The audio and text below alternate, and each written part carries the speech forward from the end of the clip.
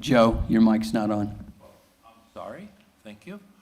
Let's call to order the meeting of the Westfield Redevelopment Commission for January 18, 2022. We've got a lot of work out of the way already, so let's get started. The Declaration of Quorum, John, if you will. Bob Beaudry? Here. Linda Noss? Here. Doug Holtz? Here. Jill Doyle? Here. Joe Plankus? Here. You have a quorum. We have a quorum. Thank you very much. First order item on the agenda is for the election of officers for the coming year. Do I have an opening for a nomination? Mr. President, this is Doug Holtz. I'd like to make a motion that the existing officers of Joe Plankus for president, Doug Holtz for vice president, and Jill Doyle for secretary be re-elected to that office. That's my motion. Okay, do we have a second? I'll second. This is Jill. Okay, we have a motion and a second. Any discussion? Okay, all in favor, please signify by saying aye. We'll take a roll call, John. Joe Plankus? Aye. Jill Doyle? Aye. Doug Holtz? Aye. Linda Noss? No. Bob Beaudry? No. I'm sorry there wasn't time for discussion, but I wish we could mix up officers sometimes. It's been many, many, many years like this. Okay, good. Thank you for your comments, Linda. Sure. Okay, motion passes 3-2. Okay. Next item on the agenda, we need to modify the agenda for this evening. We are going to take the 3132 Investors LLC agreement, and we're going to move that up right behind the ratification of the current Grant Park user agreements. That is really the only change we have at this point. And we'll move on to the next item, which will be, before I move on to the next item, I'd like to thank Jimmy Cox for serving as the non-voting member for the Westfield RDC over the last year. He has withdrawn from the RDC and will be waiting for a nomination or appointment from the mayor based on a recommendation of the school board as to who that person should be. So that is still in process. But again, Jimmy, thank you for your efforts. Next item is to approve the minutes for the Westfield Redevelopment Commission meeting of December 20th. I do have a couple items I'd like to correct here, John, or add. We don't have the heading. It doesn't really say Westfield Redevelopment Commission RDC minutes. That should have that title at the top of the page. Going down a few lines, Linda Noss made a motion to approve December 13, 2021, and doesn't say what, but it should say minutes as presented. So if we can make that adjustment. Going down a little further, Linda Noss questioned if a contract from an internal company, it should say international company, I think is what Linda International, intended yes. on that. Mexico in this particular case on that particular contract. So that needs to be adjusted. Page 2 of the minutes, third item down, consideration of confirmatory resolution for Lantern Farms. It should say Lantern Commons. A little further down, and I think this is more for clarification. Question was brought up about the Southside TIF district, and it spoke about the retreat on the Monon for sale townhomes. And I don't remember who brought up this particular item, Linda and Bob, or any of the other members. We're not referring to those that are on 146th Street, are we? We're referring to 161st? Yes. Okay. Just want to make sure for that. So that's something, John, that we'll have to make sure we get those records straight.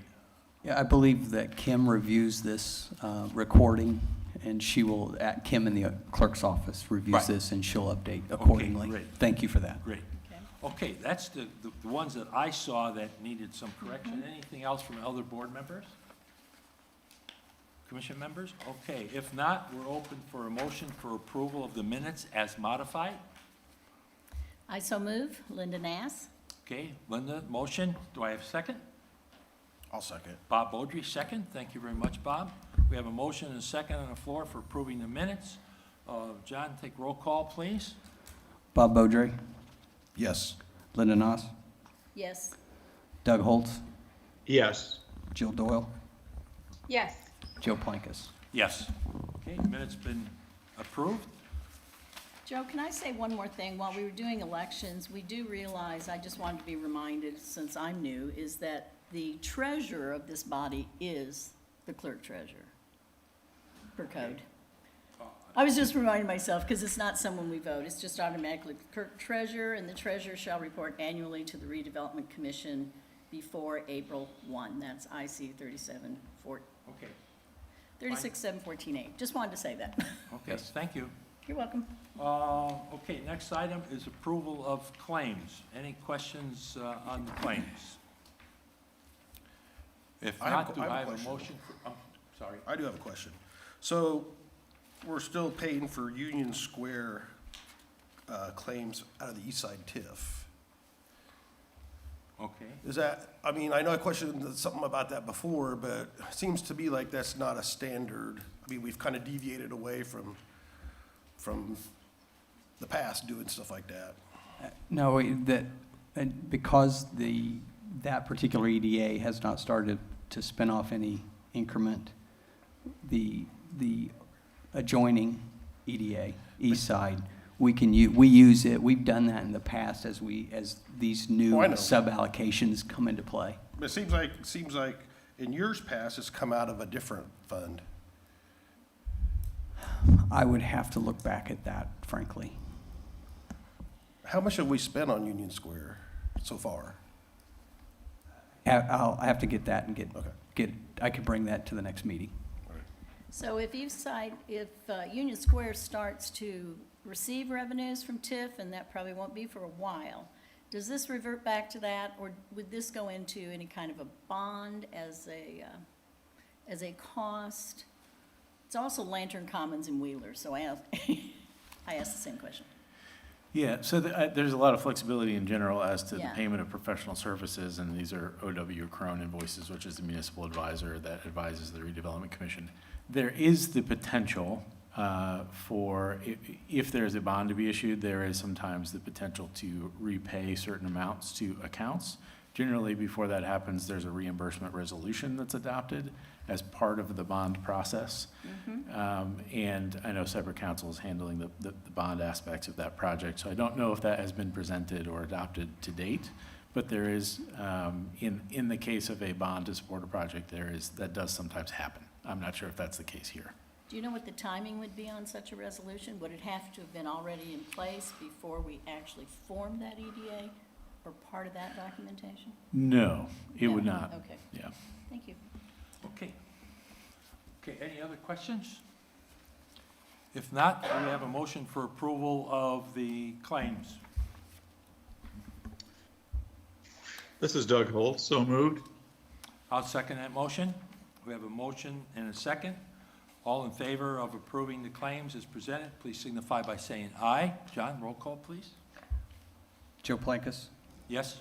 Jill Doyle, Yes. Doug Holtz, Yes. Linda Noss, Yes, Bob Bodray. Yes. Okay, thank you very much. Next item on the agenda is a ratification of the current Grant Park user agreements. Matt, any comments you'd like to make here, please?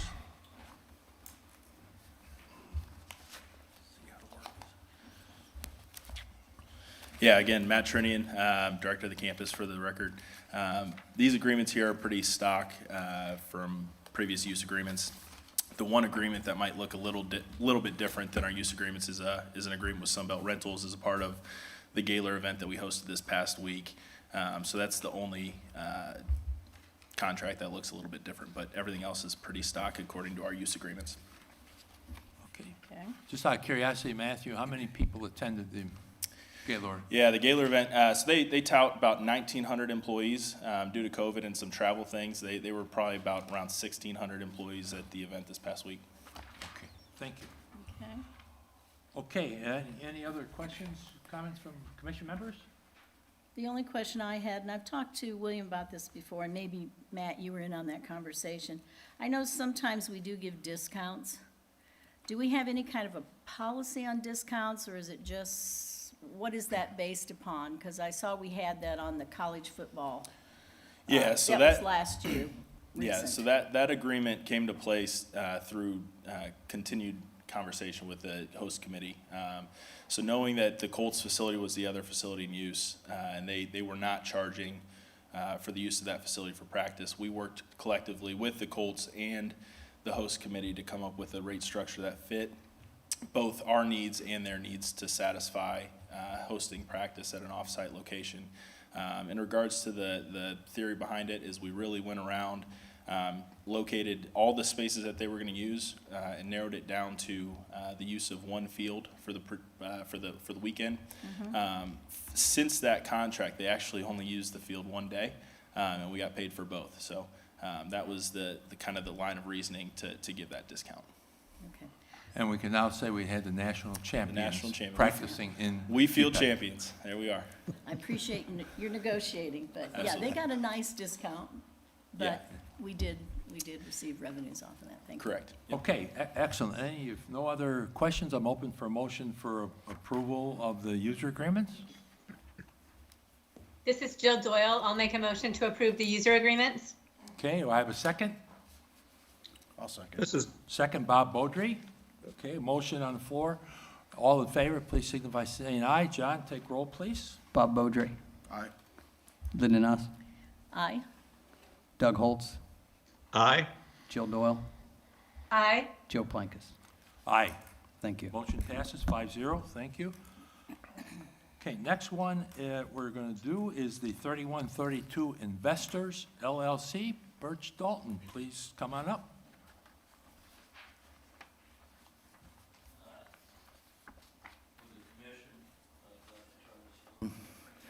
Would the commission allow me to have an opening statement and some absolutely. remarks? Well, first of all, thank you for the opportunity to meet in front of you.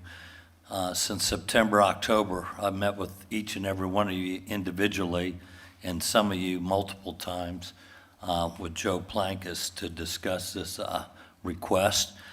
And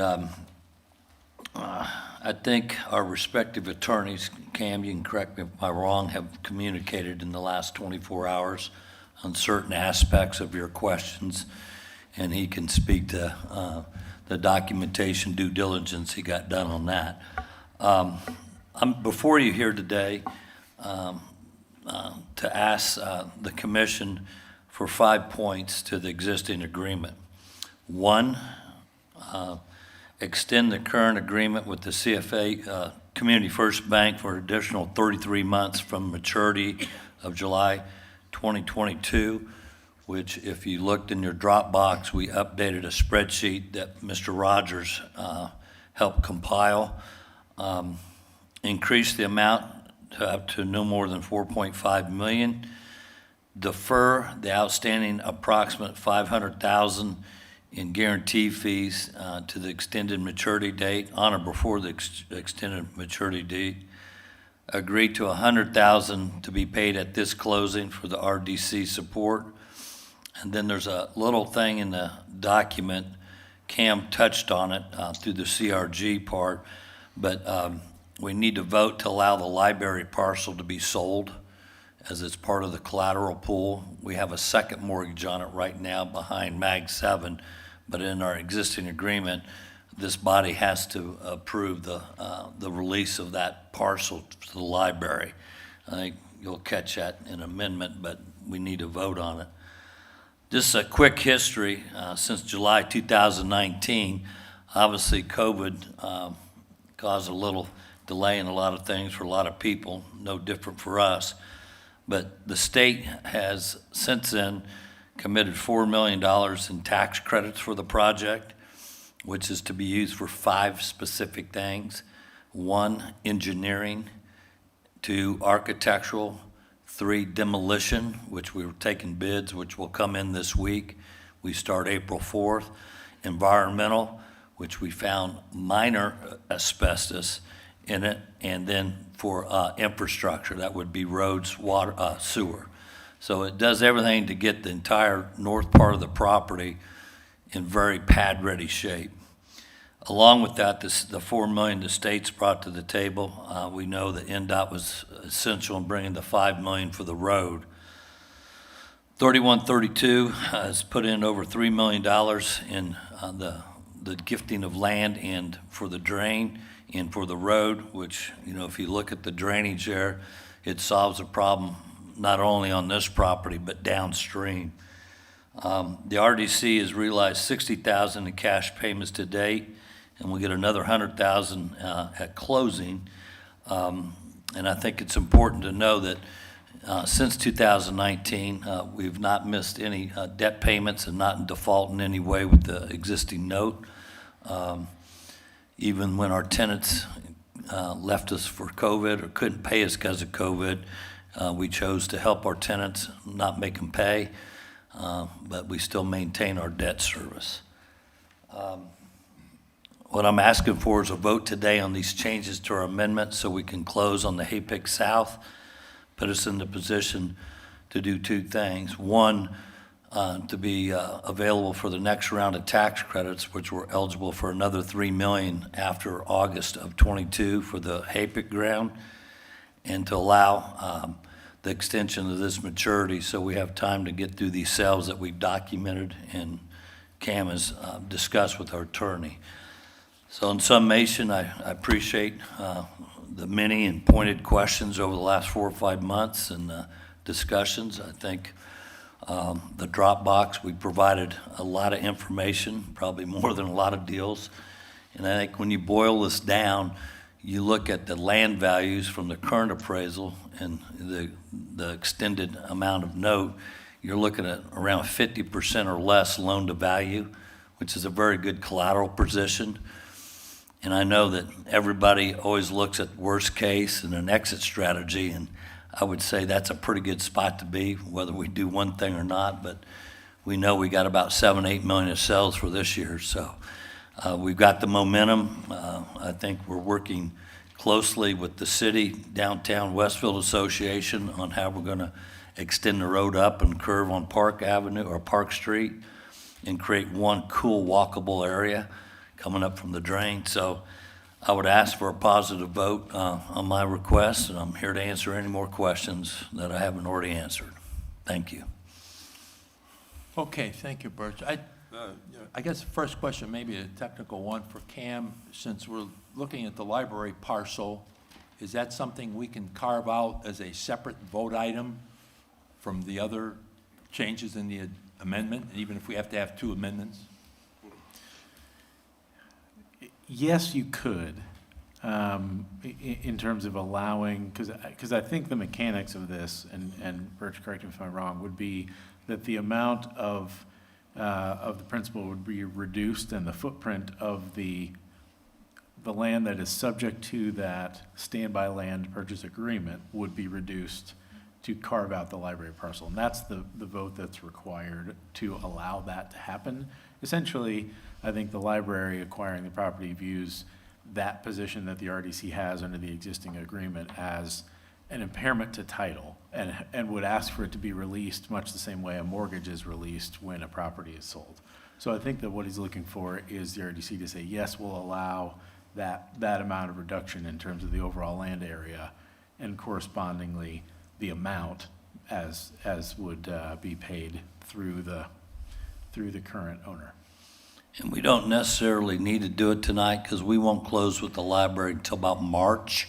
Okay. So if That you was want to do it in the my next question. meeting, we can, when we have a definitive pay down. But you'll see in the Dropbox, we have done a land swap with Danny Moyer, which has been my vision all along, was to move the library up on Park Avenue to create a lot better sense of arrival. So another, I'd say commitment to the project is that we swap Danny 1 acre for 1 acre to square up on the west side, so we gave him some of our ground, but more importantly, we also were going to give him the 3.5 acres on the east side of Westfield Boulevard as part of his requirement to do the deal, so he can further develop east on Park Street. So he wanted access. If we had a map up, we could look at it, but I think I discussed this. So the land swap, we put something in the Dropbox today that shows the exact geometries. So it works out very well, and it's something the library wanted. Let me just say too, so just to clarify further, the consent to the library sale is something that is under the existing agreement. So it is separate and apart from the request to amend the agreement. I think it's cleaner if you consider them separately. And I would say it's probably, given that we have the time, my recommendation would be that we have that teed up for consideration at your next meeting in the form of a resolution. I think that's going to clarify the documentation and will probably even help with the title company, because they're going to want to see documentation that was approved. So I may suggest that you consider that separately, first of all, and that you consider it at your next meeting, and I can prepare a resolution for you to consider. Okay.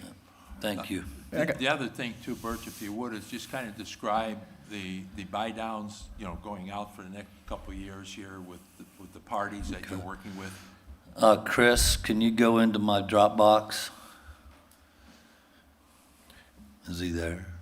I'm not in control of the computer right now. If you grab the mouse, it's in the file share at the bottom of on the taskbar.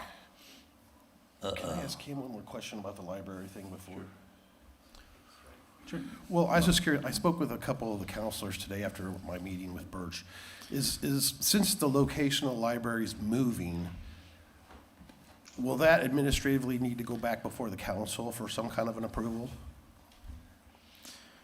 It's already zoned GB business, so other than when they go in for their detailed development plan, Yeah. that'll be the time they'll look at it. APC will look at the detailed development plan, but as far as the use, it's already approved. Okay, I was just, well, the only reason I ask is because they, some of them weren't even aware that the location was moving. And that's why I'm asking. Under the terms of the existing agreement, no, which is, because the existing agreement doesn't speak to the location, it just is about the bank debt and the position relative to the land. So under that, no. I think the things that would potentially put it back in front of the council would be any change in zoning. Okay. Primarily, which would go through the plan commission and that. So if there's I think there may be a PUD on the site. So if that would need to be amended, then that's a whole process that goes through the plan commission and to the council. So the pay downs in this year, library will be the first one, and then the CRG and medical office building will follow. And what they will do, they will clean off the MAG 7 first mortgage and pay approximately $3.5–4 million down on the CRG. So the increase you're voting on tonight will pretty much be reduced back in the next less than 12 months. The retail Big Woods restaurant Savor project, anticipate the land coming down this year late, and then you'll see future pay downs in 25, from the balance of the property. And the projections, you will see that, I'm only showing an estimated $5 million pay down on Haypick South, when it was already valued at probably $2 million more. So I'm very conservative in the numbers. I think what is very important, if you look at the appraisal from 2019 to the one today, and you look at the price per acre I projected back in 19, we're right there. Even with COVID, kind of impacting this type of project. So I think our vision back in 19 is really coming hold with the same pricing. But to answer your question, you'll see a very substantial pay down this year, and then in the last 30 month of the project. And at that point, with everything developed on the north side, if we come out, at the 30th month and I don't have a sale, it'll be an easy refinance because everybody's now sees what happened on the north side. Okay, I'll open up for questions from commission members. Linda? Okay, so my question to confirm. Microphone, please. Thanks. Okay, right now, and what we talked about in October, this loan with the bank that the city is backing up is for how much? now? Well, it's 5.9 million, 50,000, Okay, just so shy of 6 million. it's the original amount, nothing's Right. been paid down on it, okay? Well, about a $500,000 in interest. Yeah, but not the So- principal, so the principal is still out there. And the amount that you're asking here to raise the repurchase agreement is 4.5 million. So we're now, Correct, it'd be a total about 10.5. yeah, okay. And you're also asking to extend the maturity date Correct. from July this year to July 2022, 24. 24, excuse me, oh, Yeah, Yeah, slightly to longer. July The 24, bank yes. wants to ride it through November of '24. 24, okay. In talking to the bank, are they okay doing this because the city's backing it? Well, That's yes. a big portion, Yeah. right? I mean, that's a big part of it. Yeah, it helps. Yeah, okay. And when you said a minute ago that you swapped Dan Moyer acre for acre, but then you gave him 3.5 acres on the east side? Did I Yeah. understand that right, or what was Yeah. that deal? 'Cause So I- if you look at, if we pulled up on the screen, I don't know how to do your GIS, but the 3 acres on the east side of Haper Ground's worthless to us. It's just drainage. And so he wants control of that drainage, so when he develops where George Sanborn's at now, and Essler's and those other houses he owns in there, he'll be able to build a cut through or a cut onto Westfield Boulevard. And so, that's his risk. Right now, it's a big drainage pond that the city has the rights to. Okay. I have the deeded land, but I've given them an easement. So you gave the city easement on that 3.5 acres? Correct. Okay, and although you say it's not worth anything, evidently it's It's worth something to him. worth a lot to Dan Moyer, Yeah, right? yeah. But you don't think you can come to anything where he's gonna, I'm sorry, say again. you don't think you can come to agreement where he's gonna pay on anything on that? Nah, I mean, I wouldn't pay anything for it. I mean, it's a drainage easement for the city. I mean, Well, it's either he's gonna helps take his the project risk. go or it doesn't. Yeah, he's gonna have to take the risk in the future and spend a lot of money to put a road through there. Okay. Well, I wasn't on are we voting this tonight, or we're just getting our questions out of the way? I was hoping for a vote, because I need to close. That's up to you all. And I think the vote would be to consent to these points as presented. These 4 points. Yes, to then be Okay. documented in an amendment to the agreement. And if these past due fees are moved to the end of the new term due to the impacts of COVID on the ability to sell the land, okay, so I thought some of these fees were based upon the balance of the loan. I thought it was like 1% at this time, 3% at No, this time. originally, well, it was 3%. always based on the balance of loan, but it was a 1, 2, 3%, escalating fee. And obviously, the fees escalated during COVID when nobody was buying, so that's why I was asking for the accommodation. I wanted them waived, but, I've agreed to defer them. And those are the fees we're talking about that you personally guaranteed, Right. right? And you paid $60K of that. Up front, yes. Yeah. Okay, and not being on the commission when this was passed, I don't know that it was a fair deal to anybody, whether it was to you or the city, but we're talking a lot of money and a lot of ground, and could be a great development. Hasn't started yet. I don't have a crystal ball, I don't know if it is going to start, but to take it from almost 6 million to 10.5 million? And where were you going to apply the money you got from the IEDC? If you look at the spreadsheet that I Yeah. provided, and I don't know where he put it in here, it goes into the infrastructure. Right now, you have a piece of raw ground can that either has do an old something. factory, and so that money goes in to improve the ground and the value of the property and make it pad-ready and parcel-ready to sell. So it goes all into the dirt. Okay, and that Westfield Boulevard, is that completed? As I've driven through that, is it adding to your cost of your project to get access off of that, onto that? Is Well, it- yeah, any cut off But of, that's off of normally Westfield expected. Boulevard, we have to pay for that cut. In this case, there'll be two on the north side of the drain, both of which will be full-service cuts. So that means we have to go out and cut up the medium and create, you know, a decel lane, acceleration lane, and then a left turn lane across. And so you'll see a change of the medium, but that was a planned event. To keep the budget down, the city and the state chose not to put in the full 4 lanes at the time. They just put in the 2 with the bike lane and the trails. And then as it develops, you know, that medium will slowly go away. Okay, and you can't put up the aerial now, Sure. can you? Okay, put that up so we can all see that, please. In the interim, I might clarify one thing since it came up. The tax credit question, and I've seen the award letter, and I think it may be in this Dropbox, but what has been awarded are state redevelopment tax credits through the IEDC. Those are state income tax credits.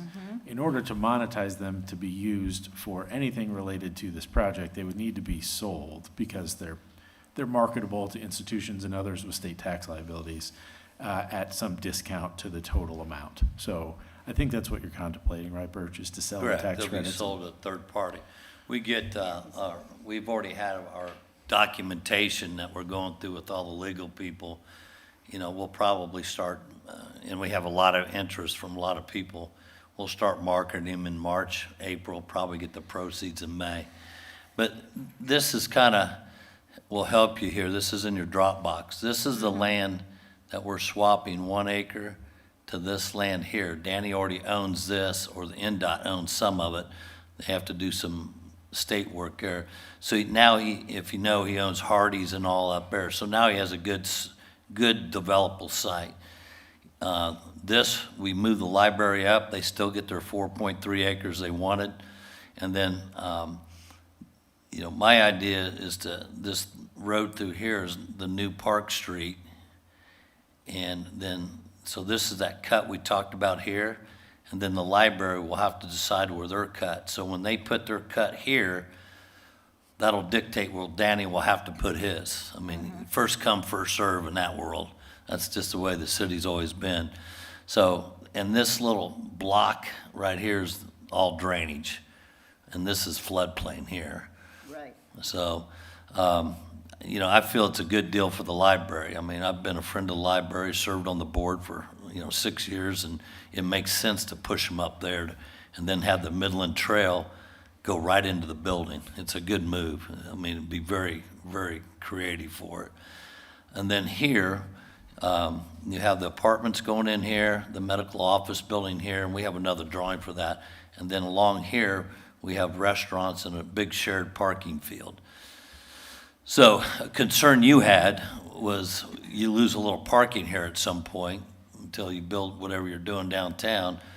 But in reality, if you just go right here, this is all asphalt on my property now. You can just Talked park about them that. there. Right now it is. Yeah, so I won't tear it up. I'll leave it in place. The library will be on this side of the road. They'll tear up that asphalt, but this asphalt can stay. We'll bring the new road and just leave it there. So actually it'd be better parking. It won't be gravel, it'll be asphalt. Okay, and then I brought up at our meeting the other day, and I don't know if you've discussed this, or we as the city or the RDC need to discuss this, but we have a development agreement with Dan Moyer to where we're paying him to rent all that parking area, which now he won't have all that parking area. He may have different parking area. But I think we need to revisit this because we're paying the rate of the personal property taxes annually on this land identified in this document, which, are we willing to make a change on this? What's the maturity of your agreement? Well, it goes on. I was told it terminates at the end of this year.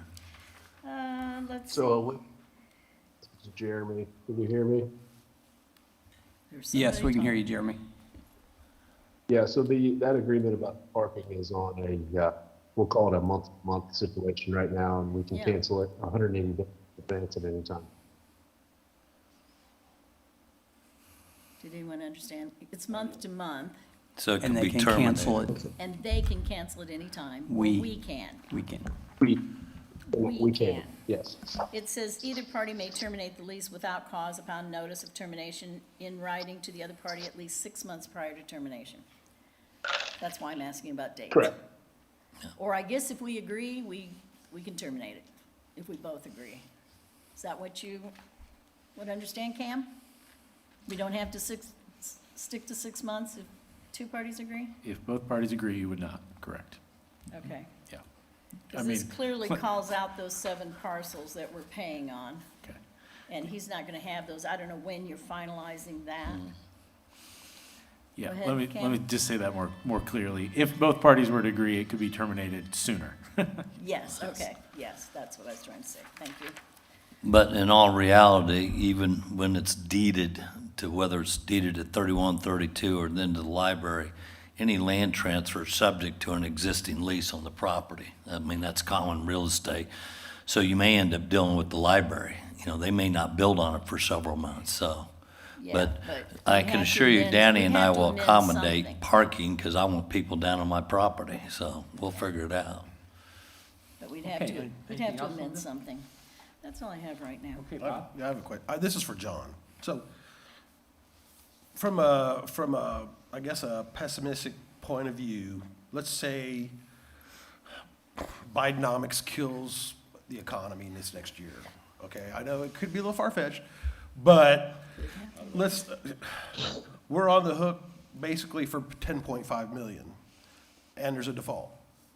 Where does the money come to finance that? And can we finance it? Because it'll fall on us to, the RDC, to fund it if that happens. So my question to you is, how would we fund it, should that happen? If what you just described took place, we would basically take the payments through our current EDAs in that area. Through the In- EDAs? Yes, So there's funding sources to take care of that? there is. We would divert dollars that we currently have scheduled for other debt. So Long like, term. would it impact the expansion of 32? No, not at all. But what else could it impact? Because I know we've asked this question before, because we have considerable TIF funds sitting in several different funds, and at the end of the year, they're about 12.5 million. So Go ahead. So we've asked before, what is the plan for those funds? And if we still have this agreement and he defaults, do we divert those funds? Do we divert them with interest? Do we take over that loan at interest? What exactly are our options? Yeah, that's what I want. If this defaults, whether we vote for it or not, there is an agreement in place, Agreed. okay? But you, as a commission, would give me the direction of what you wanted to do specifically with those dollars. Okay, but the thing is, as the commission, I can see where the balances are, but you and I have talked before, and I know you have a plan for what you'd like to use those funds for in the future, or what we might use them for in the future, really, is what it comes down to, but we don't know what that is, so it's hard to make a decision to balance out what we would do in this case. So, Well, can anyone give us any information on that, like? Well, as we've discussed in the past, those dollars are scheduled for the debt service, the final Grand Park debt service that would be moved from where it's currently being paid into the EDAs. And how And- about the Grand Junction Plaza debt? That would also be part of the long-term schedule. So do we have like a spreadsheet, like I would normally do, to show me what I've got upcoming, what I've got? And I'd put this in a column of risk, and so I can make a decision? Yes, we have. I have a working document that I constantly update. Could you please share that with us, the commission, so? Because we're the ones that have to vote and make these Right. decisions. Yes. Thank you. Okay, Bob, anything else? Well, you kind of opened the door to the questions I'm going to have down the road. So like you have earmarked funds for servicing debt. Does any of that debt include the the infrastructure improvement fund loan that was taken out with resolution 14.122 back in 2014, because that 6 million's kind of hanging out there and it's still considered a loan, although there's no repayment plan in place right now. So that was a topic we were going to talk about with Grand Park, but it kind of falls into this too, because the council, I know, is pressing for a repayment plan, and there's really nothing in place that earmarks that. And as a debt, it needs to be regarded as part of the obligation to Grand Park, back to the city. We have currently, probably for the past few years, considered adding that to the list of obligations, but we've just not had enough positive cash for that obligation. If you would like to see that added to the list, we would do so, but we would have to consider how much you want to Right. put I think we need to do that in because- that request. Here's the thing, it's been like over the course of 7 years, and now we're getting a big, long list of not only capital improvements, but also enhancements for Grand Park, which, yes, some of them are needed. I've kind of balanced them out and said, these are wants, these are needs, and I know we're getting sidetracked here, but, you know, when we're talking about dollars and TIF dollars, I mean, that has to be applied at some point, because back in 2014, it was commitment made by the RDC that this would happen, and it hasn't happened. Again, because of the amount of dollars we've had coming through the door, and we don't want to impact the viability of the Right. campus. I understand. To But we don't want to basically spend move dollars those- we don't have either. Exactly. Right. And Okay. so we don't want to obligate ourselves to dollars that we don't have. Well, So, we- I mean, we could put, again, at your direction. I think- If you guys want, Yeah. go ahead, Joe, I'm sorry. I think if we're going to try to get some action here, we'd like to try to get this done by 6 on Birch's proposal, because we've got, Jill's got a commitment at 6. So let's hold that discussion, Bob, for later could this I- evening. could about I add- the 6 million and Okay, all right, yeah. all the rest, so that we can try to focus on what's here. And I might add one thing, if I could, just to recenter discussion. As I read the agreement currently, essentially, if there were a default, the redevelopment commission would be in the shoes that Birch is currently in. And you would, this agreement and the position that the RDC has under that agreement has not been approved as debt like a bond obligation would be. So any payments that you would make under that existing debt would be subject to annual appropriations, would be subject to that annual determination that you would all need to make to, from whatever resources are at the disposal of the commission, make those payments so that you then eventually own that and maintain the ownership of that land. A default on that, by choosing not to pay, would just allow the land to revert to the bank. I mean, it is materially different than the scenario you would be in if you were defaulting on a bond payment. And I wanted to make sure that's clear. You're stepping into the shoes of Birch. You're right, there's capital, there's interest that needs to be considered.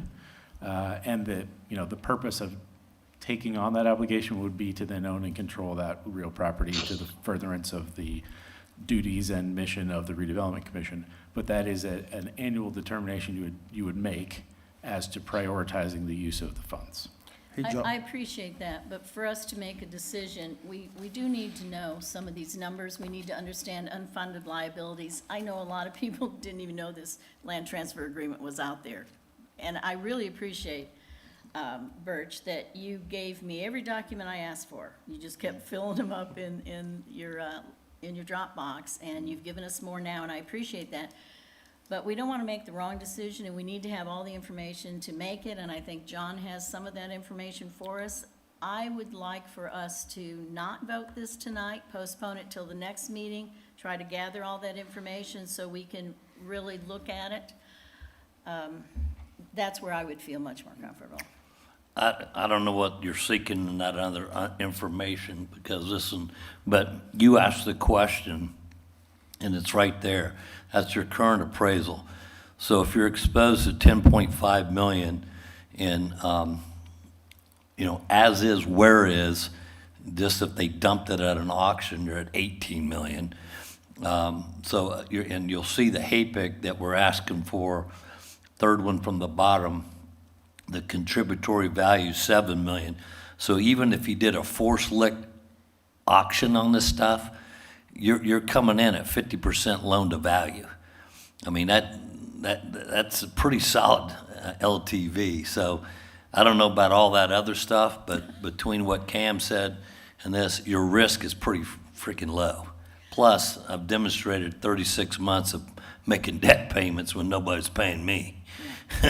Well, So- Birch, I met with you early October, and we've met since then, and we just met last week again. I have been for like 2 or 3 months asking for this other information. I want to, as an RDC responsible member, to know all of the finance that's sitting out here, and where we can move this, that, or what we can appropriate, as Cam was talking about. And I just want to have those numbers before I say, yeah, I think this will be great. I think we can fit this in. I think we have the money. I think when the time comes, we'll have that, or whatever. I don't usually make decisions on my business or my home like that. I usually know right down to what I've got, and then I decide how risky or how conservative, or is this gonna fit in? So that's where I'm at. Okay, Cam, let me ask you this. There are a number of points that were made here initially. Are you satisfied with the information that you have received in regards to the various takedowns of the property and so on, as we work through these 4 points?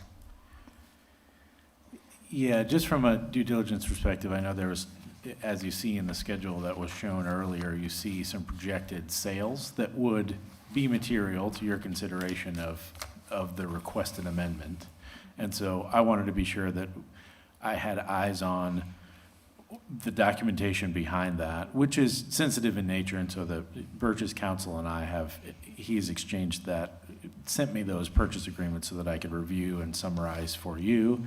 There's certain aspects of those that I would want to communicate to you in a privileged, outside of public meeting capacity, just to preserve and avoid any liability that we would have.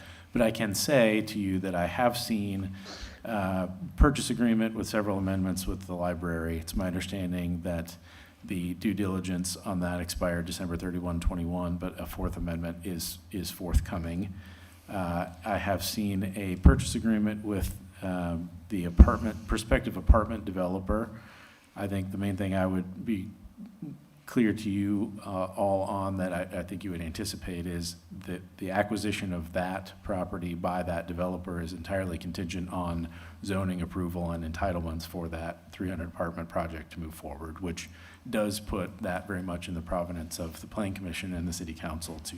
But 250 is already approved. We're only asking for additional 50, which we have 500 approved on the south side. That's fine, So- but it still does require some approval, and that is a contingency that you all should be aware of, because if that doesn't get approved, that sale doesn't go through, and this money doesn't come through. So you should know that. There is also a letter of intent on a medical office building project. I have seen that as well, so I can confirm to you that that's in existence. My understanding, a purchase agreement has been circulated, has not been executed to date. So just the back-end documentation that was sensitive in nature, we handled through the attorneys, and I'm summarizing for you that I've seen those 3 points that kind of back up this drawdown schedule. Okay. So now, from a financial standpoint, as I think Birch indicated, we are, in essence, with his request, delaying the payment of his fees, which balloons out to the 500,000. The 460 is owed right now, so that gets bumped up by 40,000. Plus, we get the 100,000 up front if this were to be approved, and all of the other steps take place with the financing with the bank.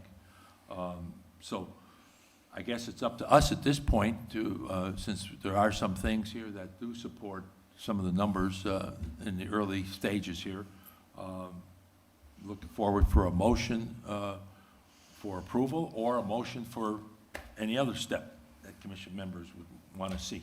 I'd like to make a motion to table this until our next meeting, February, do you have that date in front of you, John? Okay, then I would ask you, Linda, to. Or we could have an executive session prior to that and speak about some of the things that Cam is talking about. But I appreciate Cam looking at it. I think we should have eyes on it and get these numbers. Okay. Sorry, I didn't mean that to be my whole motion. Sorry, okay. Do we have a second? I'll second that. Okay, so for discussion, Yes. we have a tendency to try to kick the can down the road. So I would like to know, Linda, what you need to see, and Bob, so that next meeting, we really vote on this thing. Yes. Okay, we cannot drag him along. I don't from want to month drag him month. down, and he's I don't been want to. very cooperative. Yeah. But Cam reiterated some things. I've asked for some Absolutely. things. Bob had questions. I would like to see some need to kind be of in a numbers different on place. funding sources for if there are problems. And I would like to see something maybe from John about, how this balances out with other. Let's talk first, funding sources. What do you mean when you say funding sources? Well, Which- if there was a Which funds problem, are we talking how, about? where would the source of appropriations come from if there was a default? And what the schedule of the revenues coming in is, so we can say, oh, yeah, we won't have a problem with that, or we will. I mean, I agree with Linda. I mean, when in my business, I always look at my budgets and projections and sales history. I have no As I numbers to have go in the by, past. except for So- what Birch is, he's got a lot of detail in his, and it's a lot more detail than we usually get. Absolutely. So So- what you're saying is, if worst-case scenario happened, and in essence, there's a default, and we get stuck with the land, so to speak, I just want to know that we have. then the question becomes is, resources. where does the money come to meet the monthly or quarterly bank payments for us to maintain control over that property? Now, that's obviously worst-case scenario. But let's back up to what Birch is trying to do here with these different items. Is there a question for him that he hasn't answered in regards to these takedowns from these different organizations? The big sticking point appears to be a difference of 50 apartments that has to go through, and I think you mentioned, Birch, that was going through the process? Is that a Yeah, if valid you look at statement? the APC hearing, we have it on hold, and we worked through, there was 3 requests in the original PUD, and so 2 of which we pulled out, just not to, to cause any, so we feel pretty confident that adding 50 units to the northern part will get through, because I'm pulling it from 500 units, which is on the HAPIC east ground, which nobody in their right mind will build 500 units on 6 acres. So, but, I understand you guys are looking for other things other than my deal here, but the We're urgency responsible. here is that the state tax credits, the first comment they made when we were in there is, what's the city had in this deal? And so the city had said, well, we have a repurchase agreement. And they kind of put their nose up in the air saying, well, that's not a lot for this big a deal. You're talking $220 million over the next 4 or 5 years coming in. And I've held my ground on this ground since 2016.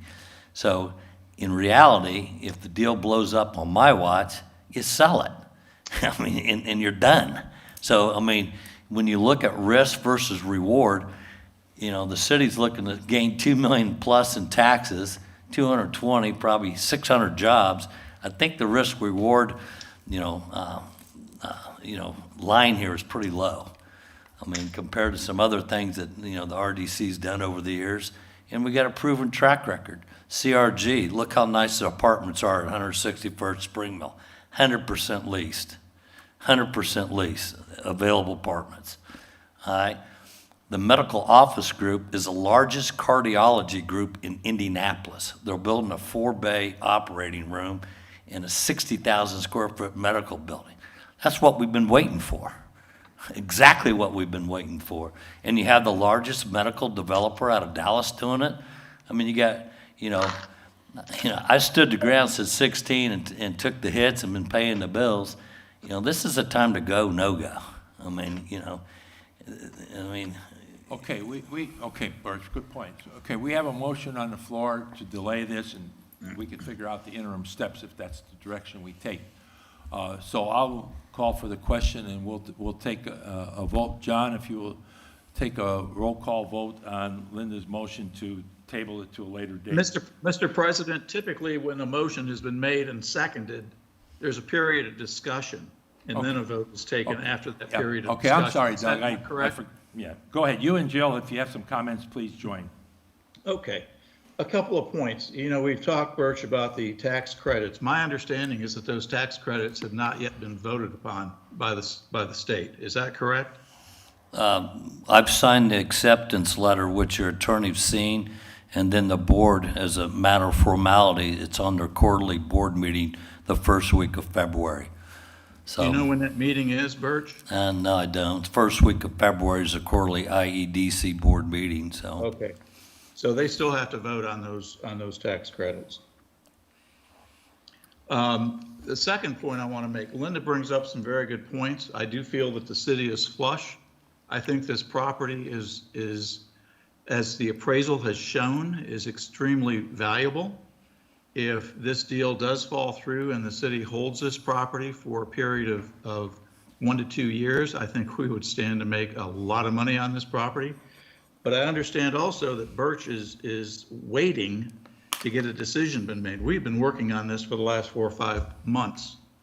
And I would like to move a little bit quicker than the next February meeting so that Birch, if we decide to go with this, that Birch is able to move forward.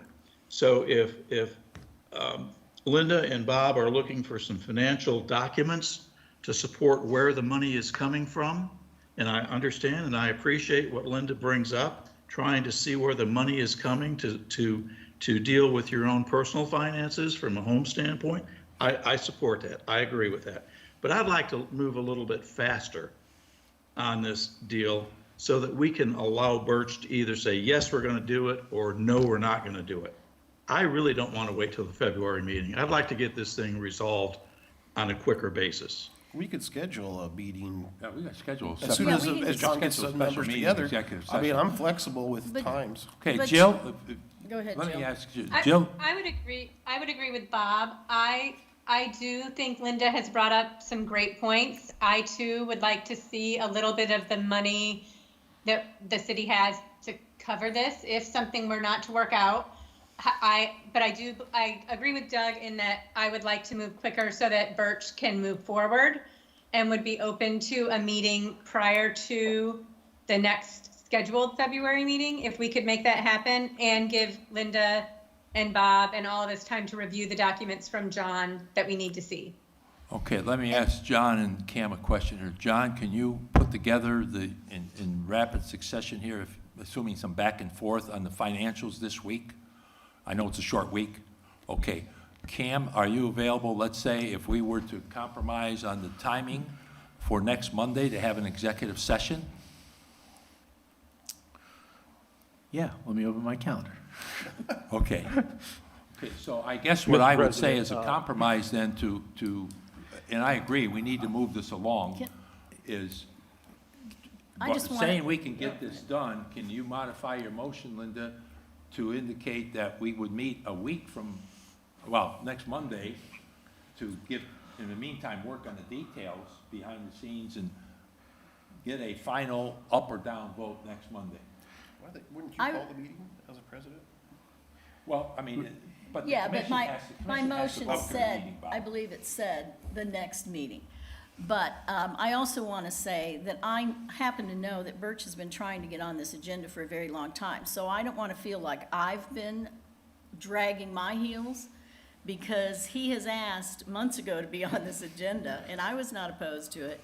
But it has taken from, was it September, October timeframe to its January.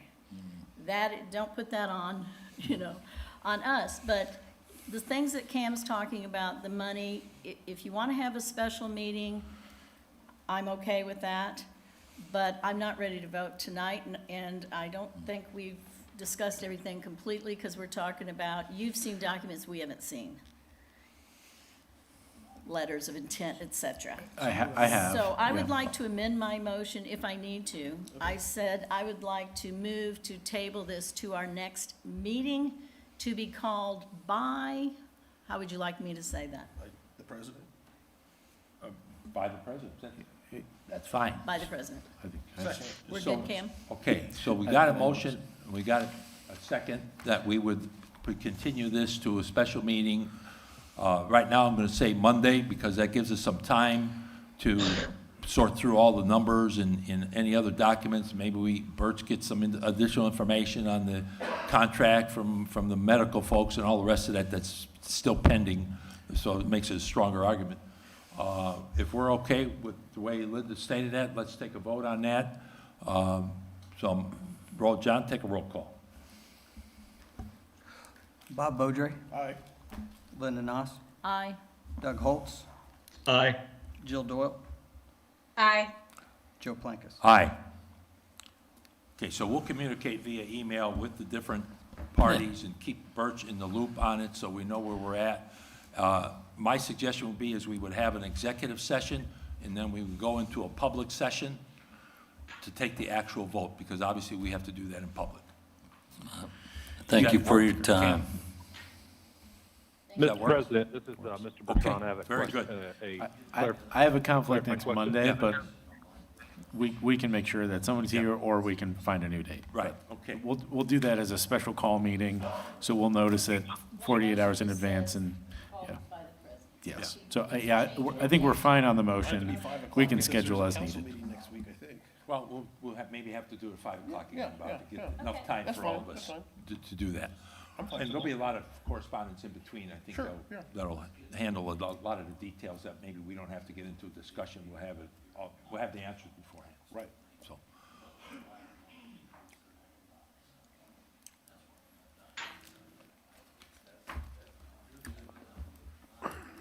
Okay. Okay, thank you, Birch. Okay, let's move on to the next item, which is the Tree Park RFP Committee. John, would you explain what we've done on this so far, please? We have put an RFP out on the street for the tree park, basically the zip lines, right? We call it a tree park. And that RFP is out. It's been duly published, and it's one of the things in the RFP is that we will have a group or a couple of folks from the RDC that will review those proposals when we get them and make a recommendation to the RDC. So Joe, Yeah, what I've I'd like asked to do, Joe Linda, is to I'd like appoint to some. have- If you have time, I'd like to have you and I work on that. Once the RFPs come back and we review them, then we'll be a committee of 2. Obviously, we can't go to 3 because now we've got meeting postings and all those kinds of When's things. the date it's coming back? Do we know that? Yeah, there was a timetable laid out. I don't have that in front of me. I think it's February 10th. Okay, Yeah. before our next meeting. Okay. I think the objective is for us to review it, Linda, so that we can make a recommendation to the entire commission at our February regular meeting, Okay. as I remember the plan. So did we send it widely out? Do we think lots or we need several? We use the Did you send it out, typical, John? we, Help or- we published it in the newspaper, and as we normally do, an RFP. Yeah, I don't believe we send it directly to firms. It's just published on the website and publicly. Send it directly to people or no? To companies? If it's not just a limit. Yes. Yes and no. Yes. You can't just send it to a company. Yes. But if we have companies we know are interested or have a wide distribution list and send it to them all at once, we can do that, yes. What newspaper was it published in? I think we had it, I think it will run in the Recorder and in the Times. Noblesville Times. Yeah. Okay. So And basically John, can you within the email us a small- copy so I can read it before? Yeah, and publications of general circulation for Westfield, which is Well, I what's don't required think by anybody statute. outside of Hamilton County reads either one of those. You'd be surprised. They may not. I think it will also be hosted on the city's website, which gets a lot more traffic than the news. The newspaper posting is just required by statute. I think Yes. the actual marketing of the RFP is usually by website, or if there is a list that we want to distribute, we can. Right, but if we had a list of companies, we could actually send it. But we haven't done that yet. I think that'll, maybe Matt and Okay. William can comment on that. Okay, next item I on the can't. agenda, Colts Camp presentation. Matthew?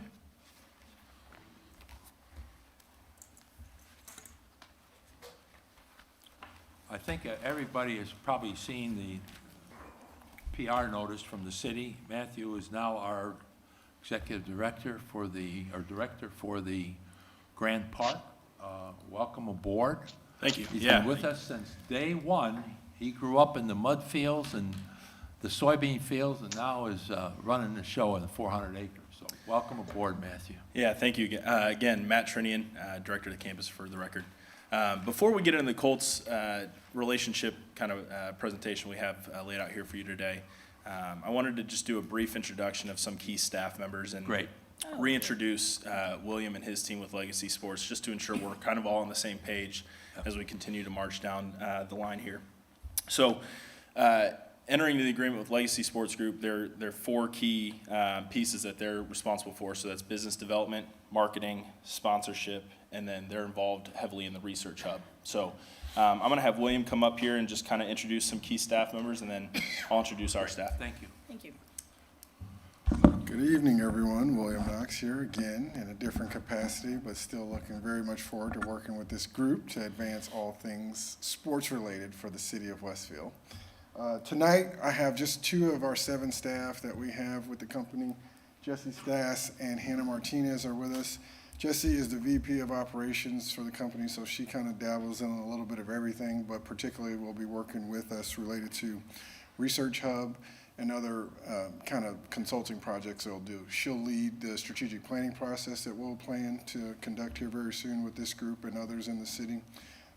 And Hannah will continue, she's already been doing this for the last few months, but she'll continue to handle all of the social and marketing and promotion for the campus. During our next meeting, we'll invite others to come so you can meet them as well. But these are 2 faces you'll start to see a lot. So thank Okay, you. Great. Welcome. Thank you. Yep, thanks.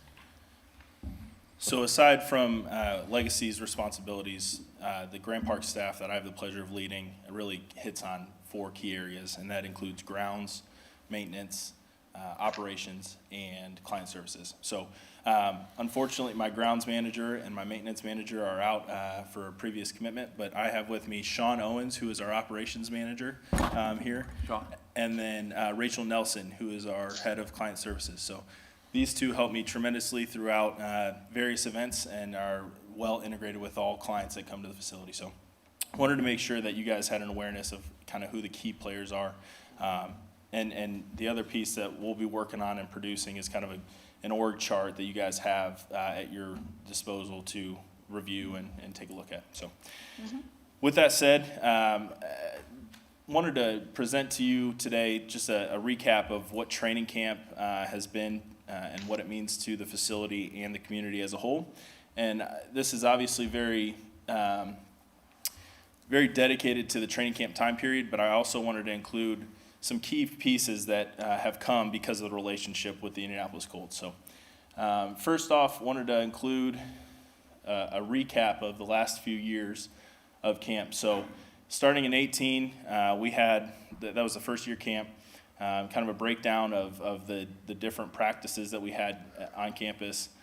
Again, it was the inaugural year of the relationship, and we accumulated about 48,000 visits to the park because of camp. The one thing to note here for all 3 years is we've had the pleasure of also hosting other teams from throughout the NFL. So year 1, we hosted Baltimore, and several of their fans made the trip from Baltimore to Westfield to view camp. 2019, you see the breakdown of practices looks fairly similar to year 1.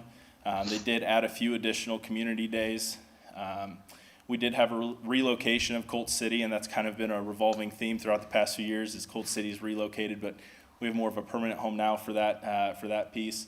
And as you can see, we were about 50,000 visitors to the campus, and then the Browns did visit us from Cleveland. And then this past year, again, there was a gap year. 2020, they moved their training camp to their home facility because there were no fans allowed, dealing with all the COVID restrictions that they had to deal with.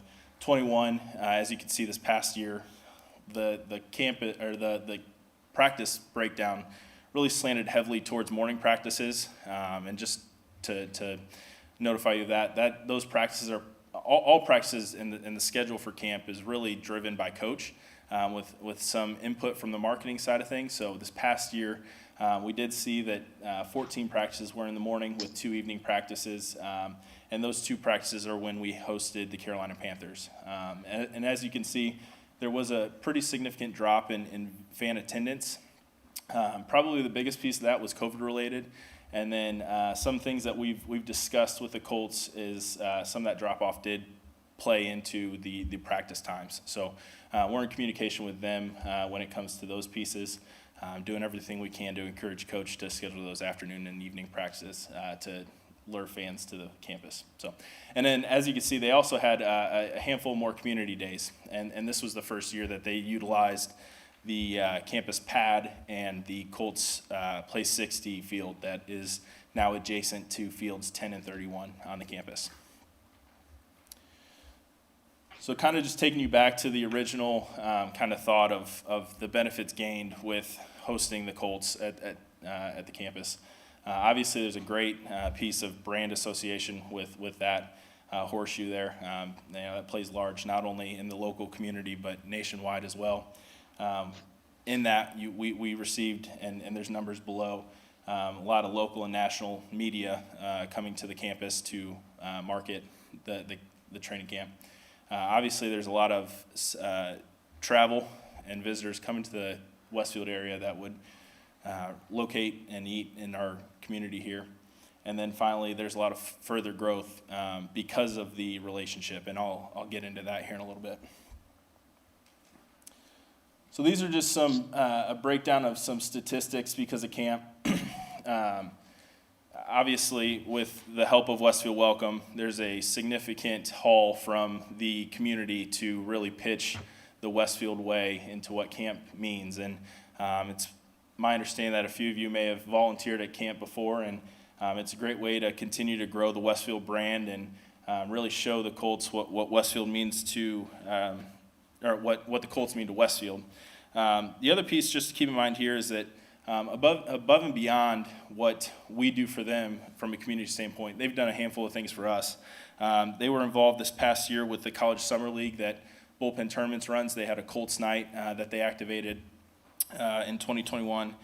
They've also had a handful of activations at our Westfield Rocks the Fourth festivities on campus. So they've brought their Colts in Motion trailer, which is their kind of historical look at what the Colts have done, and they've brought that to Westfield for the 4th of July festivities. And then finally, they've done a lot with the Westfield High School football program alongside of training camp. So wanted to just kind of share this piece from what that means to the community. This is just the overall look at our year-over-year financials, kind of breaking down the revenues, expenses, and then the reimbursables. And so the reimbursables are, just to clarify, is an area that we have strategic partners and specific vendors that we work with regularly. So we work to formulate the agreements with those groups, and then we're reimbursed for those purchases or rentals. And then below that, you see a breakdown of where those funds have been driven from over the years, with now moving forward that the plan is to continue that to come out of the food and bev fund that we have. This wonderful picture here just kind of shows what the media evaluation looks like for the facility. So these numbers have come from our communications department. It showcases the estimated earned value of the media driven to the campus and Westfield as a whole throughout their training camp period. So significant amount of media value driven to the facility.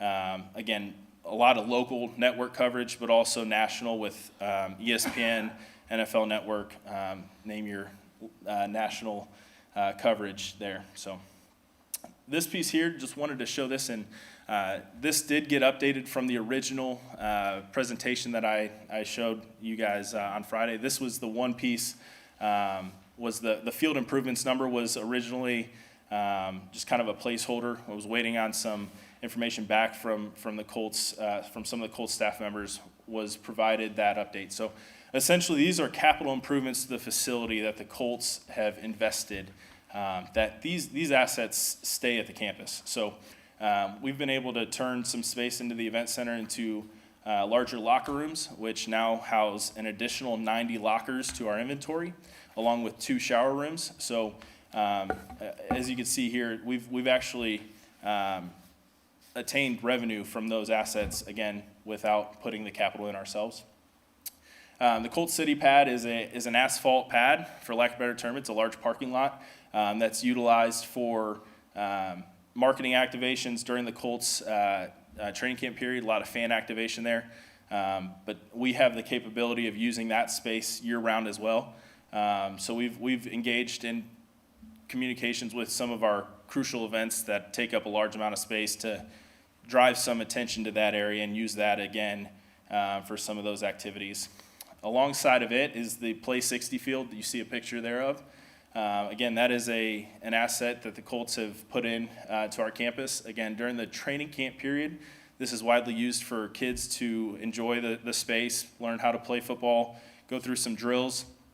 And then we have the capability of utilizing that space for different renters throughout the year. So outside of that 6-week period, we've utilized that space as an additional turf field. Now, it is not the full-size turf field that we have on our campus, but it is large enough to put some practices out there and some other training sessions. The next piece down is field improvements, so specifically to fields 10 and 31, which are the two primary practice fields for training camp. There's a little over $280,000 investment that the Colts have put into those fields to improve drainage and the playability of that surface.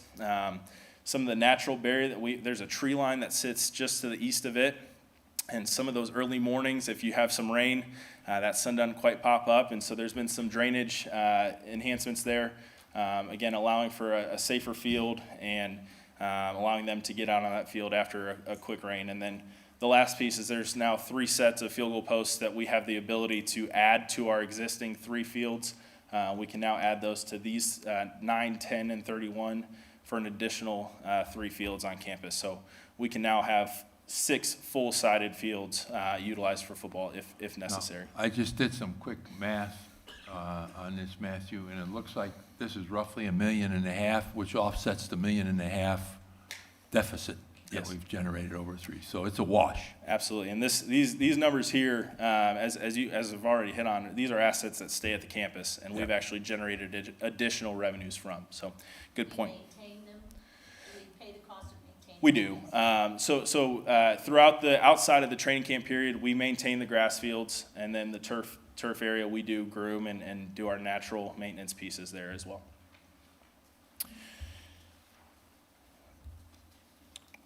And then finally here, these are some additional events that the Colts themselves have brought to the facility because of the relationship. So I'm not going to go ahead and list all of these, but as you can see, throughout the years, there's been a significant activity because of the relationship, and one that we continue today. Several of their players have come out and done camps. We have a great relationship with the cheer side of things, and they've done not only their individual cheer sessions for practice, but they've also done their junior cheer camps, clinics, and rehearsals on our turf, which has been fantastic and really just showcases the overall what the relationship means to both parties. So I wanted to make sure I include you guys in on this piece as well.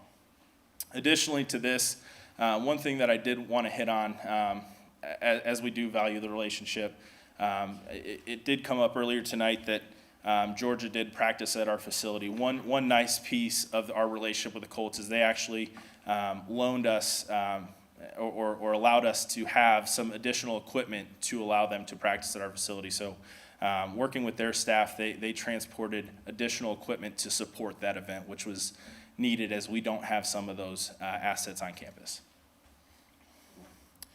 So with that, I wanted to open it up to any questions that you guys may have. Again, wanted to make sure that I covered all the key pieces. And then from here, the next handful of slides, we have some capital improvements that that we would like to go over as well. But I'll take any Colts camp questions at this point.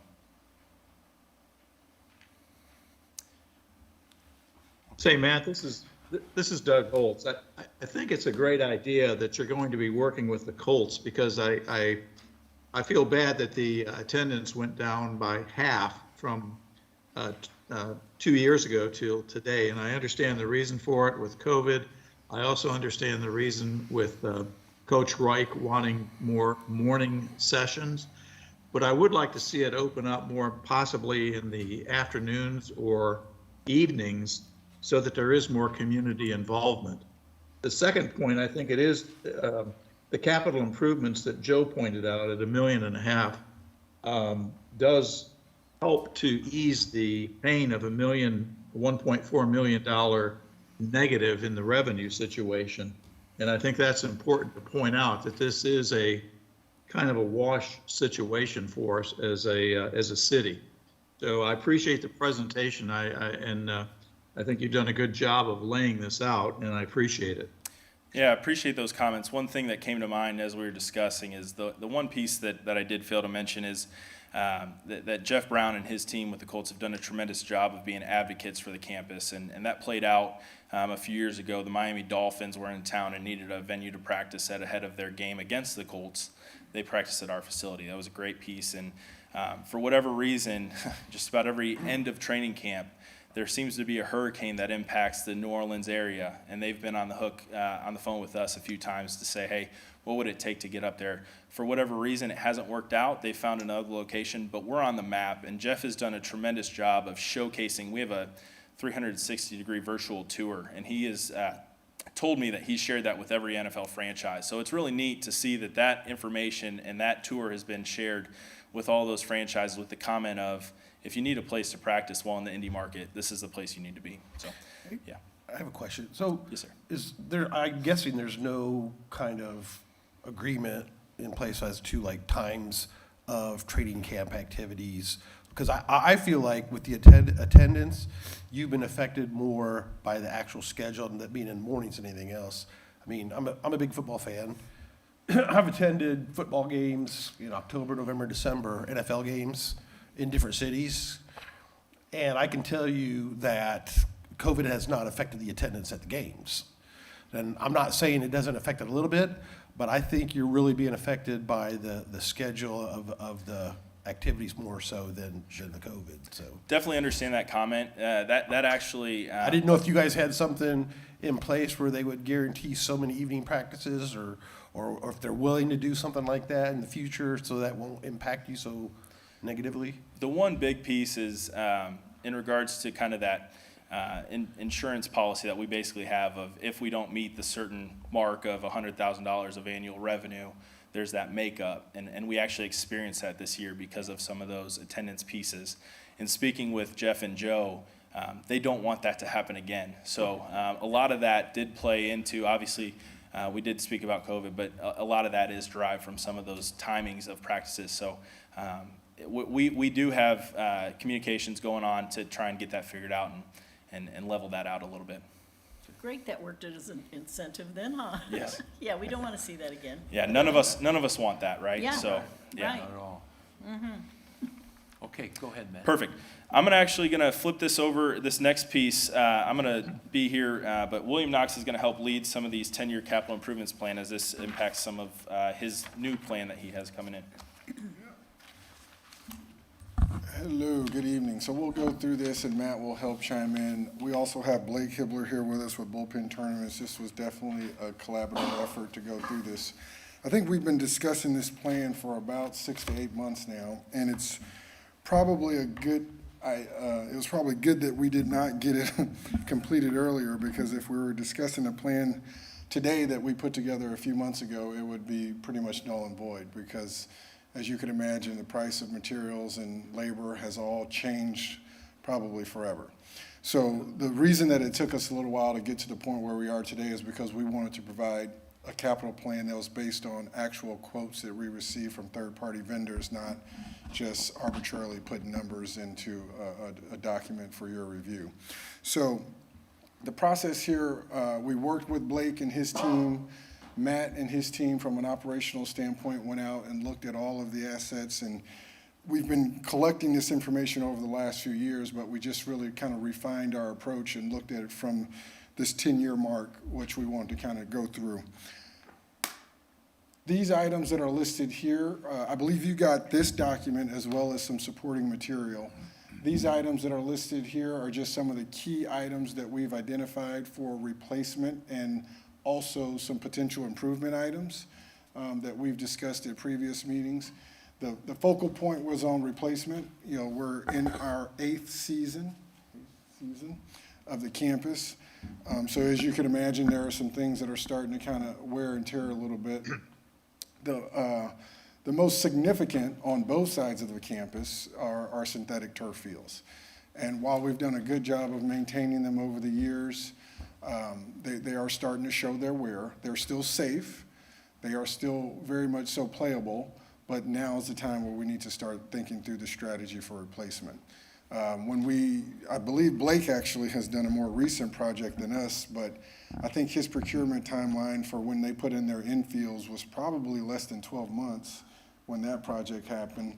And we're looking at anywhere between 18 and 24 months to get a field installed now. So we really need to do our due diligence to understand what we need to do in the time frame by which we need to do it, because it's going to take a little longer to get some of these assets installed on campus.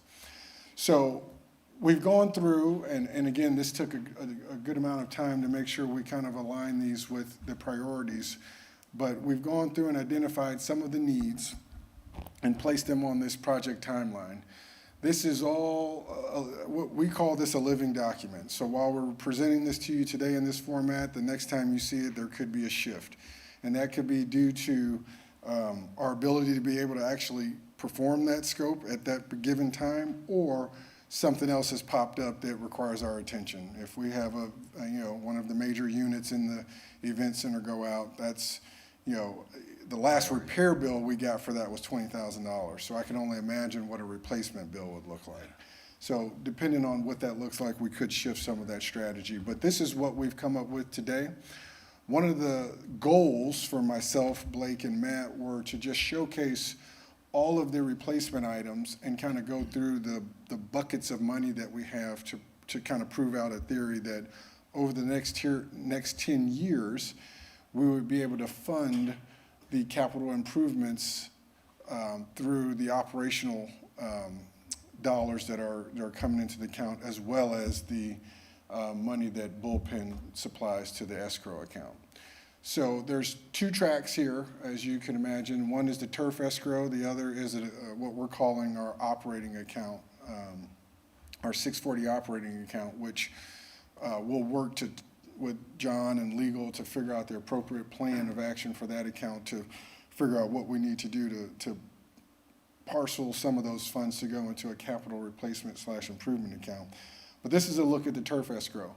So as we discussed during our last meeting, $285 annually currently goes into that account, with a current balance at the end of this year being a little over $700,000, I believe, as we conclude this year. So this goes through that list that we provided you on the timeline and kind of ticks and ties with the years in correlation.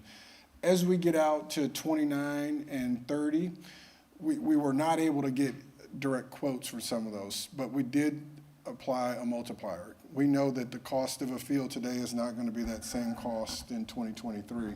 So we did go in and put some multipliers in to kind of get us to the point where we had real numbers. And that range, depending on the product, anywhere between 5 and 10%. So as you can see from this one, it kind of goes through at the end and it gives us our balance. So at no point in time would we want to see this go into the negative in any particular year or for a run of years. And given the investment and the starting balance and the replacements that we put into these various years, we kind of stay well above that zero mark in the turf escrow account. Also, this view just shows the cash flow and kind of money in, money out for that same account that you have. And then we also have our 640 operating account.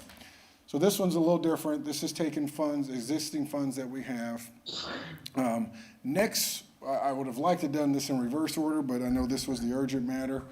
During our next meeting, I'm going to come up here again with Matt to talk about our end of year.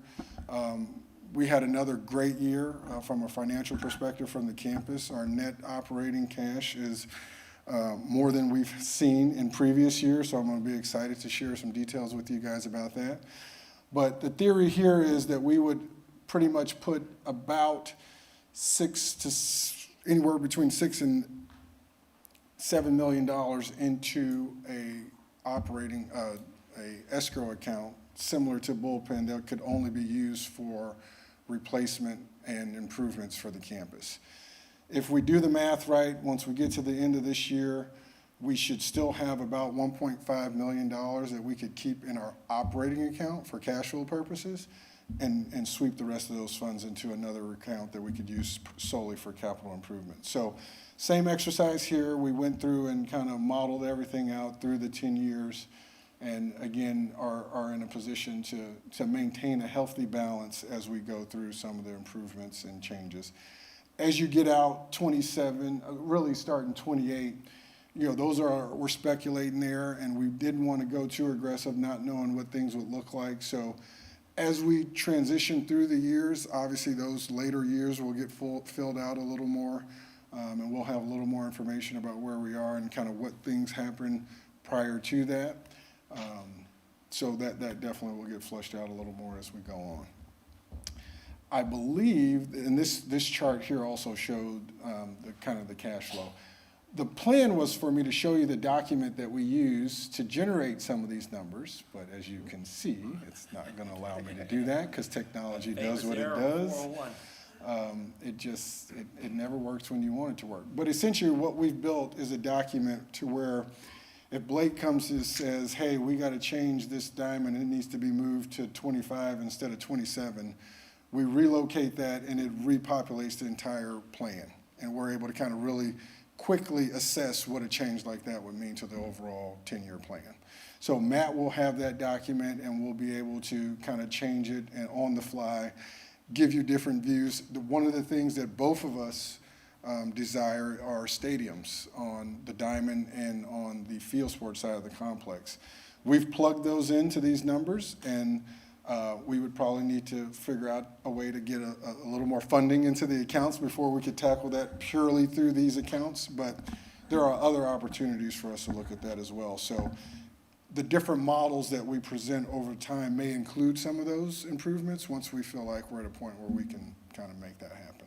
So I will pause and let Matt or Blake comment if we've got any adjustments. Actually, I'll bring Blake up and then we can answer any questions. Blake Hibbler, Bullpen Tournaments. We had a couple questions regarding, one, when you look at parking lot J being paved in 2023, it's near impossible to get that done before our season starts, and it's near impossible to get it done during our season. So then it basically it wouldn't impact us till 2024 when you look at play. So how do you allocate those funds? Because realistically, if we're putting it in for a 2023 improvement, it needs to be done at the end of 2022. So that gets a little tricky on how you kind of look at those funds, and I think we can work together to figure that out, but that was one of our major concerns when we saw this. Secondly, we have AstroTurf teed up and ready to go. We do not know how the funds should work in the right of entry to allow them to start working. So I don't know if that's something that we need from you, from Matt, from John. I don't know where that comes from, but we're ready to start working, and time is of the essence now. So we think it's any day. We got their insurance form yesterday, and so we're Friday, kind of ready to go. So if you can kind of address those as we John, what do move we forward. need to do on that? No, from me, actually, not. Okay. Yeah, it's obviously there's an existing agreement that governs how that escrow account can be used. Previously, when there have been capital improvements of this nature, they're done under a right of entry that incorporates that scope of work and are done on an incur and reimbursement out of the escrow basis. So I think that's how we will proceed here.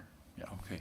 Let me ask Blake a question, because I know in Jay, you went pretty extensively in detail on drainage issues back in that area.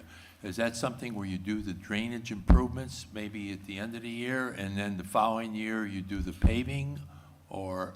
I think it's a one shot for all of it, but I'm not an expert in that, so I don't know if Jeremy might be. William's nodding, so I take that as a. Based on what needs to happen, it probably needs to all happen at the same time. Once Okay, they just a mobilize the question, crew, it might get because more you're talking about expensive. different seasons, the end of the year and that kind of thing, so. I know asphalt at certain times you obviously can't get. So you mentioned stadiums, building stadiums out there. I was thinking, Are you, I mean, is the idea that if you built the stadiums, you would sell sponsorship? Yes, those and to- currently, we're working to come up with some plans to make sure that that's a wise investment. Obviously, it's needed. We've turned around significant business as a result of not having it, but I don't know if it's enough to make it cash flow. So I was that's what wondering, we're because kinda I don't going know if through. it would add to the actual attendance, but. Yeah, and this would be separate from what happens for training camp. This allows us to attract events that we currently Right, aren't right, able to I host. understand. Yeah, yeah. Okay. Okay, William and Matt, thank you very much. Great presentation. Any other questions from commission members? Yeah, Doug, go Joe, ahead. this is Doug. One question, I know last year we had looked at naming rights for Grand Park. And kind of tagging along with Bob's question about stadiums and so forth, are we considering at this point any naming right opportunities that would help fund additional improvements such as stadiums or other improvements to Grand Park? Because our goal is to make it a premier facility. And I'm just wondering if we're in a position to possibly do that at this point. Yeah, so current day, we still are working with Superlative. They're still contracted to sell on behalf of the RDC, and they are evaluating several sponsorships currently, none naming, but that will still be something that they'll pursue, or through other partnerships that we develop, we'll pursue those opportunities. That, more than likely, that will be necessary for us to look at truly developing something on those two fields by way of a stadium, so. Sure. Okay, thank you. Okay. Any other questions for William or Matt? Okay, if not, thank you very much, gentlemen. We'll go on to the next item on the agenda. Last meeting, we spoke about having an old business agenda item so we can kind of track things and follow up. We've got it on the list today, if you will. I think what I would ask commission members, if there are particular projects or items that you feel need to be in this category, just send an email to me, copy everyone on it, and then we'll try to slot that into future agendas so that it's an item that we can look at, or at least maybe have updates, whatever's necessary at that point to address that particular item. So if you could do that, that'd be great. John, any additional business before the commission? Not that I'm aware of. Cam, anything that you would like to add, sir? Not for me, thank you. Okay, good. Linda, Bob, got a or question. Doug, anyone else? I want to revisit I add this, this? this resolution 14-122. What kind of a commitment can we get tonight for some kind of an idea of a plan to, if and when, I mean, not if, but when we can plan on start scheduling repayments on that loan, $6 million? It's up to the commission to figure that out. It's up to us, Bob. Huh? It's up to sit down and look at the financials with Grand Park and work. Well, we need input from John, because he's going to be the one letting us know what kind of funding is available to do this Well, yeah, that would with. be the first Yeah, thing I mean, Bob he'd have to said. be in, but yeah, Yep. that's why I'm asking him. That's where I would suggest we start. We'll just start with the document that I'm going to supply you guys for where we are, right? Yeah, that'd be And Right. that'll give us our launch pad, Okay. basically. Can We we can put- springboard from there. Can we put that on the agenda Okay. for the February meeting? Well, let's see what we do with the document, Bob, first. and Okay. See what, what comes up in the comments we get from the commission members on that, and then see how far we are before we, put on the agenda. I have no problem putting it on Okay. there. I want to make sure we're ready to deal with something if we have it ready. Or at least talk about it, Right, whatever. Can be discussion item.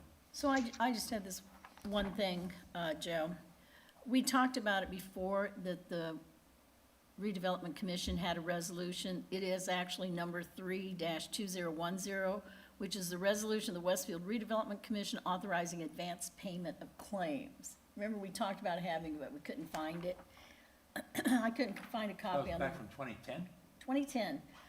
I couldn't find a signed copy. I hope it has been signed, so I thought perhaps somebody can trace that down. And the other issue is, there's another resolution with the same number that has nothing to do with this. I'm sorry.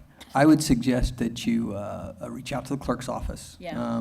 They they have that documentation most of the time right there in the office. If they don't have it there in the office, they know where to go get it. And so Okay. I would suggest Provide that them you, with that information. you reach Yeah, out it to should them. be. They had trouble finding it. I went back through old Okay. minutes and found it. Well, and I would also, you know, you might start with them also on the Union Square stuff. I'll pull together what I can, but they Okay. would also, they could have things I've not seen. Okay, and there's one other question I had. Somebody needs in. I made a document request to get the appraisals, the 2 appraisals that we would have needed to sell the 5 properties in the downtown Moffett project area. I haven't seen those. I requested them a while ago. Are those available so that we can see them? I could have swore we sent all that out. Yeah. I mean, as a matter of fact, I'm positive. That you sent we it sent out? those out, yes. I'm Okay, I'm I'll go positive. back. I still had that showing. Yeah, us. I'm positive. If not, I'll contact you and you can just resend it, okay? Okay. Sometimes that happens. Okay, anything Okay. else? Doug, Jill? Jill, I'm sure is probably gone by now. Nothing here, thank you. She was gone at 6:03, she Yeah, said. she'll leave at 6. Linda and Bob, anything else? We go to the order? Okay, with no additional business, I move that we adjourn the meeting. Do I have a second? Second? Okay, voice vote. All in favor of adjournment, please signify by saying aye. Aye. Aye. Aye. Meeting's adjourned. Thank you very much. We had 17 minutes to spare. Well, I knew it was gonna be a long one, Bob. There's a lot of